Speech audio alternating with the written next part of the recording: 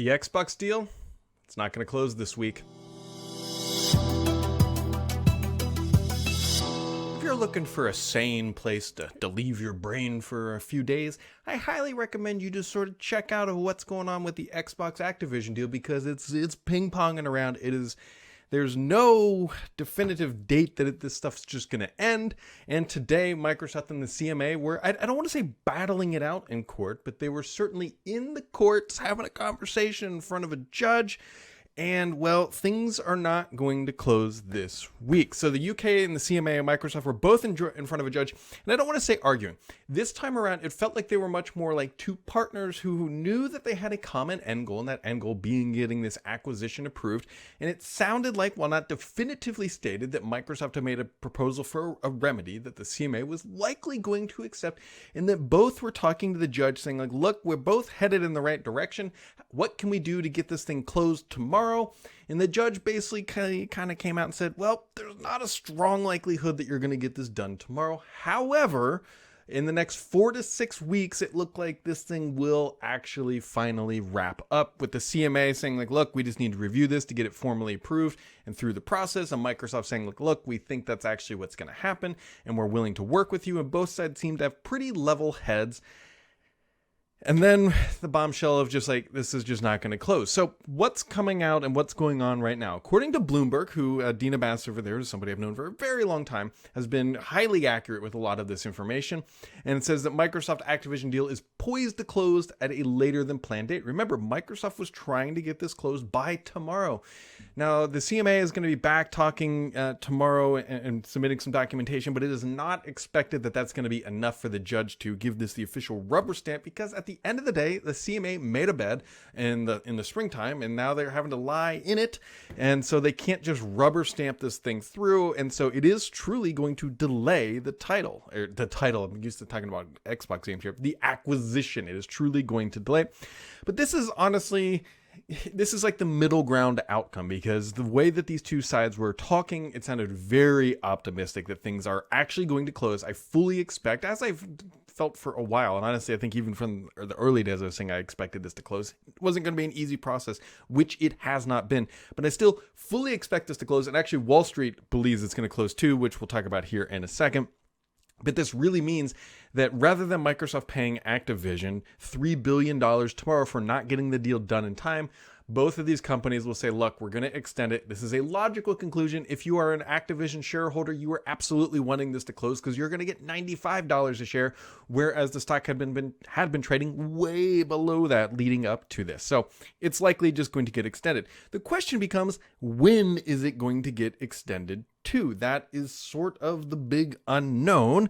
The next date right now is actually going to be August 29th. I believe that is the next official date that is on the calendar. It doesn't mean things can't happen sooner, but that's more than likely. We all know how the judicial systems and governments work. They're never quick. They're never efficient. And so 4 to 6 weeks from now puts you about August 29th. It looks like when this deal might actually close. So realistically, it might be a September 1st deadline, might be the better target now going forward. Something like that. So if all that information wasn't enough, there's been a lot happening, right? And so we cannot ignore what has also happened here. It says from Phil Spencer, it says, we are pleased to announce that Microsoft and PlayStation have signed a binding agreement to keep Call of Duty on PlayStation following the acquisition of Activision Blizzard. We look forward to a future where players globally have more choice to play their favorite games. Now, one of the things that has been brought up is like, actually this signed agreement from PlayStation is actually helping Microsoft in the CMA, because there's no longer this awkwardness. It's like, is Sony going to potentially be hurt? No, granted, these entities are not supposed to be protecting companies. They're supposed to be protecting the markets. But either way, Microsoft signed the deal, which, by the way, there was a little bit of confusion around this. This is only for Call of Duty. Keep that in mind. That is only for Call of Duty. And so Microsoft will be doing basically what they're going to be doing for Nintendo. And as we all know, considering how large Call of Duty is on the PlayStation platform, we fully expect that Microsoft is going to treat it the exact same way it is today. Because again, Microsoft is on the hook for $68-ish billion. And so they can't just pull it from one of their most critical platforms unless in 11 years from now, Game Pass is just going gangbusters, and they're like, look, we can really hurt Sony at the end of the day. So we'll just kind of keep that in mind. And so reminder, I was talking about the stock market is agreeing that this is going to close. Actually, it started agreeing, it looks like the end of June.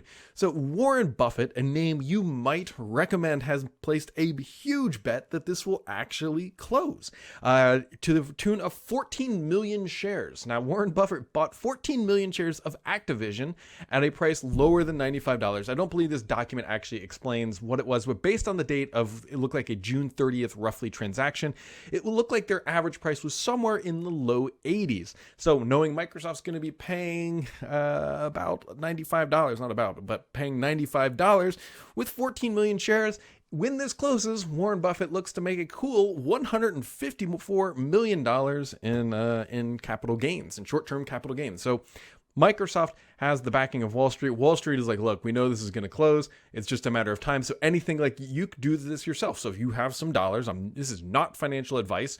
If you buy the share price lower than 95, when Microsoft comes and buys it for 95, everybody makes that same premium. And so I fully expect to see the Activision price floating right around $95, because who's going to pay 97 if it's only worth 95? That's just using a little bit of logic here on that sort of thing. Other things worth pointing out that are also happening here, like effectively today. So there's also been some plaintiffs have asked the U.S. Supreme Court to temporarily halt the Microsoft Activision merger. This is going to amount to, I'm almost positive, a nothing burger. First of all, this is not coming from the FTC. This is not coming from Sony. And so anybody can ask any court, well, not any court. You can go to court easily. You can ask courts to review things. This is widely expected to be just ignored and not viewed by the Supreme Court, primarily being because these aren't the types of cases that the Supreme Court likes to take up. They like to take up cases that have profound impact and really value the rulings and judgments of the law rather than individual cases. I know there's exceptions to that all the time, all over the place, but however, would not lose any sleep if you're in Camp Microsoft about this. This is more of a distraction than anything else. Which means, what is next, my friends? What is next? So we'll see what happens with the CMA tomorrow, but more than likely what has to happen now is the agreement between Microsoft and whatever company we believe it's going to be, EE, has to be formalized and presented to the CMA in a way that is part of the whole process. Once all those details are known, right now it's based on what has basically been promised. There's probably some documentation that's changed hand, but the formal process of like, this is exactly what we intend to do by the dates and how we're going to do it. Once that clears and gets filed and everything else, then look forward to that August 29th date.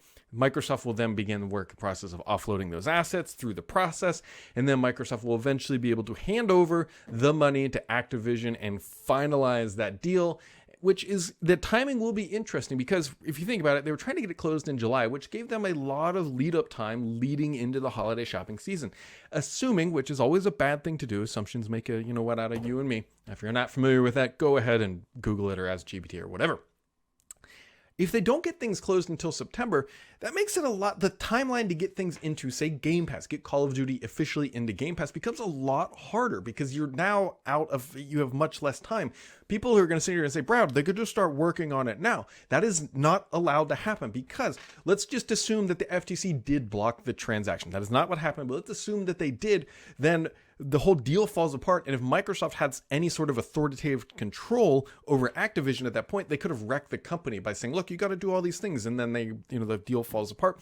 And so nothing is absolutely over until that check clears the bank account and lands in Activision, and then everything is done. So Microsoft can't go into Activision and say, get Call of Duty prepared for Game Pass. Bobby Kotick, the CEO, could say that, but Microsoft cannot do any of that, which means that they've now just lost 6 to 8 weeks of time to get stuff prepared for the holiday season, which again could impact their ability to move Game Pass units and really drive up those numbers, which is what Microsoft is ultimately trying to do. Remember, I will keep saying it again and again because that's what Microsoft tells us. They judge us by our Game Pass subscriber numbers, which, by the way, as we all know, they have now changed up their Game Pass plans and subscriptions and all that stuff. But Microsoft says judge us by those numbers, not by the consoles sold. And how they do that? They do that by putting games and everything else into the platform, which we all know. So that is where things stand right now. It's officially delayed, right? Well, not officially until Microsoft comes out and says we need an extension. And so that'll probably